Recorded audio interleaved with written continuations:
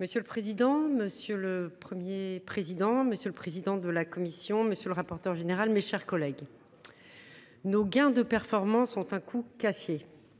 La dette accumulée, longtemps restée invisible, se manifeste désormais au grand jour dans les écosystèmes. Notre performance alimente une guerre contre la nature. Nous avons optimisé notre environnement pour le mettre au service de nos demandes et non de nos besoins. En retour, nous contractons une dette. Je fais miens ces mots d'Olivier Amand, biologiste et chercheur de l'INRAE. Ils expliquent de façon limpide comment notre modèle de production a généré en même temps une dette économique et une dette financière. Il est illusoire de croire que nous pourrons réduire l'une de ces dettes en continuant de creuser l'autre. Opposer écologie et économie, c'est forcer les Français à choisir entre sobriété et prospérité, entre la fin du monde et la fin du mois. L'urgence de la situation, que ce soit sur le plan économique ou écologique, nous oblige, mes chers collègues, à changer de modèle, à explorer une autre voie, en cherchant à renforcer la robustesse de notre écosystème plutôt que sa performance. Cette option stratégique ne procède pas de l'imagination, mais de l'observation de la nature. Ces considérations peuvent sembler quelque peu ésotériques, je les crois au contraire d'une grande actualité et je l'ose d'une grande rationalité. Alors que le gouvernement a dû réviser sa prévision de croissance de 1,4 à 1%, il est contraint d'annoncer dans la foulée des réductions budgétaires 2 mois à peine après l'adoption de la loi de finances initiale. Résultat, notre modèle économique qui se fonde sur un objectif de performance vacille dès que l'objectif n'est pas atteint. L'atteinte de cet objectif ne dépendant pas de nous, c'est l'antithèse d'un modèle robuste.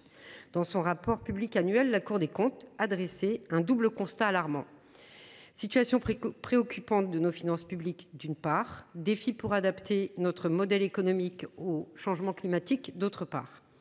Je remercie le président de la Cour des comptes d'avoir choisi ce sujet et je regrette vivement qu'il n'ait pas transmis plus tôt le rapport à la commission des finances. Au reste, la grande diversité des sujets abordés ne nous permet pas de les explorer tous de manière approfondie. Je tiens toutefois à revenir sur 3 points d'alerte.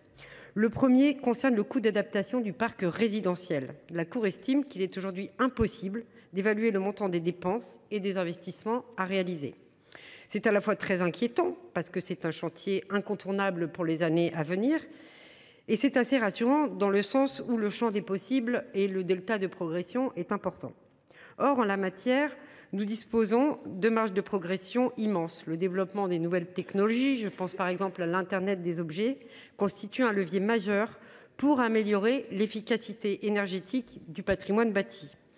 La création dans mon département d'un cluster Excellence du patrimoine bâti 4.0 et d'une ligne industrielle de production de capteurs Europrod en apporte une démonstration opérationnelle. Le deuxième sujet concerne la modernisation des infrastructures de transport. Je partage le constat dressé par la Cour, la vétusté de certaines voies ferrées augmente leur vulnérabilité. Pour développer le ferroviaire, levier majeur de décarbonation, il faut investir pour moderniser le réseau, mais ce n'est pas le seul levier. À cet égard, je voulais vous partager l'expérience d'une grosse coopérative céréalière de mon territoire qui transporte ses céréales par voie ferrée. Alors il y a le réseau, mais il y a aussi les grèves à répétition, les absences inopinées qui le contraignent très souvent en fait à faire un report modal en chargeant des camions, ce qui donne un bilan écologique et économique plutôt déplorable. Donc la fiabilité du ferroviaire, ça dépend des infrastructures, mais ça dépend aussi du personnel.